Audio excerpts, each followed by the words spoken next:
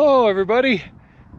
Well, I'm in Wyoming, and wide open spaces, and you wouldn't think, just by stopping here and looking around and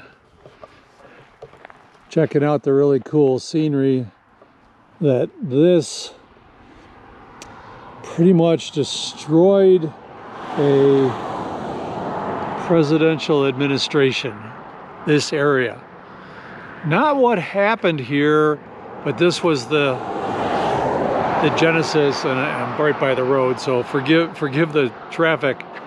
This is the genesis of the biggest political scandal of about 100 years ago. This is the Teapot Dome area. You may have heard of it. It's named after a rock that's outcropping that's nearby that looked a lot like a teapot. I actually got a picture over here.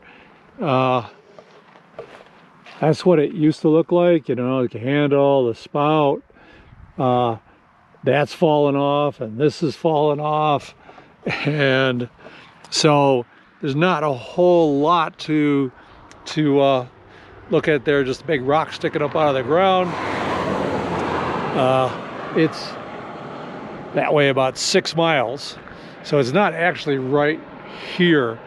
The dome part comes from Salt Dome, where oil is trapped underneath it, and some of the local creeks around here had oil seeps, so ranchers and people driving cattle through here on the way to market noticed those things, and so they started placing claims on the oil here way back in early 1800s, like, let me see, sorry, I'm trying to read real quick.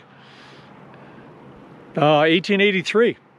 So people would jump the claims, and there was a lot of interest in the area, and a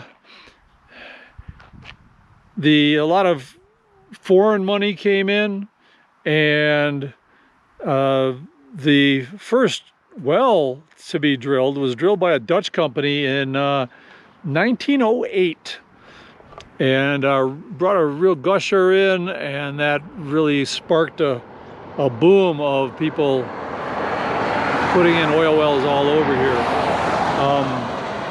So that's the basic, you know, why things were here. Scandal came about during Harding's administration, in that, well, actually goes all the way back to President Taft in 1909, made this a naval reserve oil field.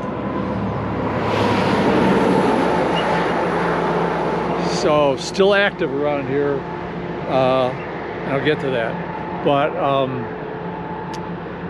he put it as a naval reserve for oil in case of a national emergency. And the trouble is that in 1921, I think it was, or 1922, the Secretary of the Interior, Mr. Fall, he secretly leased the drilling rights here to Sinclair Oil. Okay, a lot of other companies were a little upset because there was no bid contract. Sound familiar? And it came to light where that he had accepted $400,000 in bribe. Now, $400,000 in 1921 is a hell of a lot of money. Turns out he also got a loan of $100,000 from another company, and that he didn't have to pay back. So that big scandal overshadowed everything that was going on, Senate investigations and whatnot, and the Supreme Court voided the leases.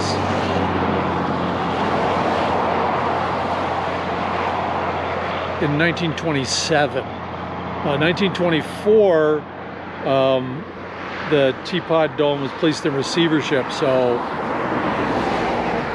they could keep.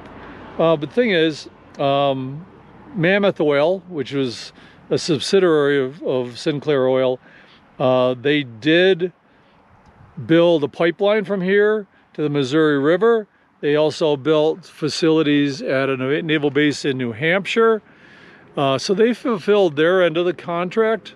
It's just all the scandal that went along with this. Fall ended up serving, what was it, 6 years in prison? He was the first cabinet member in the history of the country to be convicted of crimes while in office. And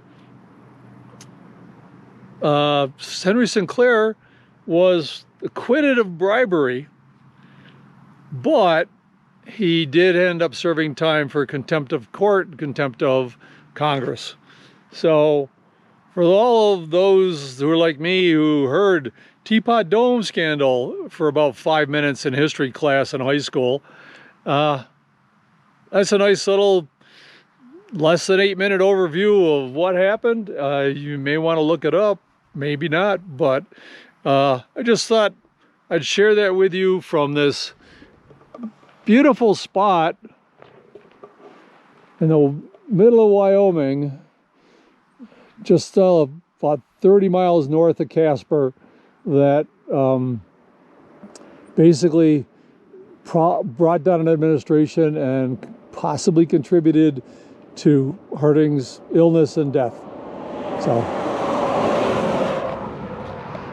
and that's it for today. Thank you for coming to my talk. I'm Steve. It's not a TED Talk. All right, let me get back on the road and see what kind of interesting things I can find. Something I forgot to mention.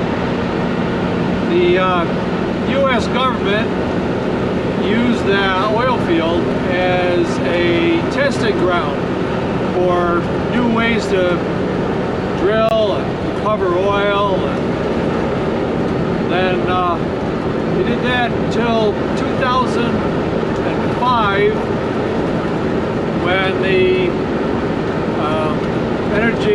Department of Energy, which controlled it at the time, decided that it should be leased to regular commercial enterprises. Like, so who was in office then? Or yeah, a bunch of oil guys. So road's a little bumpy.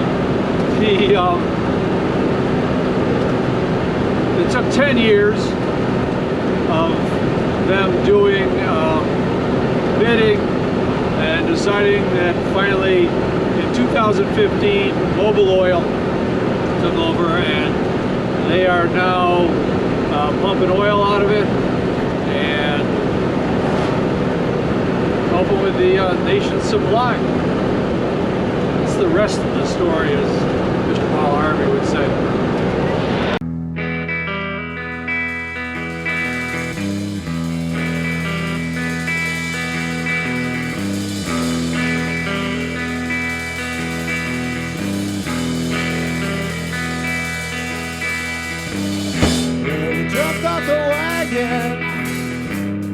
And he spread out his hands. Brace yourselves and come for your women. We will